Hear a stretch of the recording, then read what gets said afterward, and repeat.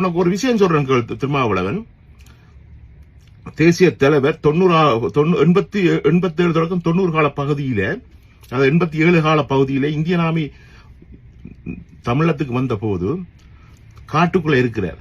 தனது மனைவியை யாழ்ப்பாணத்திலிருந்து வெள்ளத்துறையில இருந்து காட்டுக்கு தரை வழியாக எடுத்து வர சொல்லி ஒரு அணியை அனுப்புறார். அதுல தமிழ்ச்செல்வன் நாம் இடம்பெறார். அப்ப ஏற்கனவே மதிவதனி அன்னிக்கு இரட்டை குப்பி சைனட் குப்பி கொடுக்கப்பட்டிருக்கு. வர்ற வழியில இந்தியன் ஆர்மி உங்களை சுற்றி வளைத்தாலோ கை செய்தாலோ சைனட் குப்பியை அருந்தி தனது உயிரை மாய்க்க வேண்டும் என்று மதிவதனி அவர்களுக்கு சொல்லப்படுது.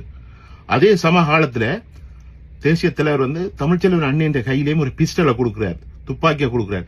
சப்போஸ் மதிவதனி குப்பியை கடிக்க தாமதப்பட்டாலோ பயந்தாலோ இந்த துப்பாக்கியால் மதிவதனியை சுட்டு விட்டு வாருங்கள் என்று சொன்னது.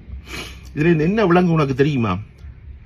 மக்களுக்காகவும் கொண்ட கொள்கைக்காகவும் அந்த உயரிய இயக்கத்தின் கொள்கைக்காகவும் தனது மனைவியை கூட சுட்டு கொன்று விட்டு வா என்பதுதான் அந்த கொள்கையின் பிரதிபலிப்பு.